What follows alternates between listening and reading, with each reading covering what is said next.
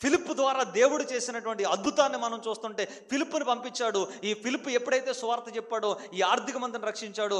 ఆర్థిక మంత్రిని రక్షించిన తర్వాత అసలు ఫిలిప్పు పరిస్థితి మారిపోవాలి. ఏం చేయాలి? మనం ఎవరికైనా ఒక ఆర్థిక మంత్రికి సువార్త చెప్పి రక్షించామంటే ఏం చేస్తాం చెప్పండి? మనందరం కూడా ఆర్థిక మంత్రికి చెప్పేస్తాం, మాకు చర్చికి స్థలం లేదండి, చర్చికి ఇంకా స్లాబ్ వేసాం, స్లాబ్ లేదండి, గోడలు ఇంకా లేవలేదండి, ఇంకా కిటికీలు పెట్టలేదండి. మనకి ఎవరైనా ఒక పొలిటికల్గా మనకి ఎవరైనా తెలిసారు అని అంటే మన మొట్టమొదటిగా గుర్తొచ్చేది ఏమొస్తుంది? మనకి ఇవన్నీ గుర్తొచ్చేస్తాయి.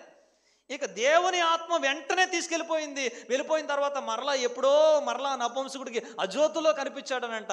అజోతులో కనబడినప్పుడైనా చెప్పాడా? పోనీ అప్పుడైనా చెప్పాడా? మరలా అవసరాలనండి, ఈ అవసరాలను ఏం చెప్పలేదండి. వాళ్ళు శిష్యులు దేవుని సువార్త ప్రణాళికలో వాళ్ళు ఏం చేశారనంటే ఏమీ ఆలోచించుకోలేదు.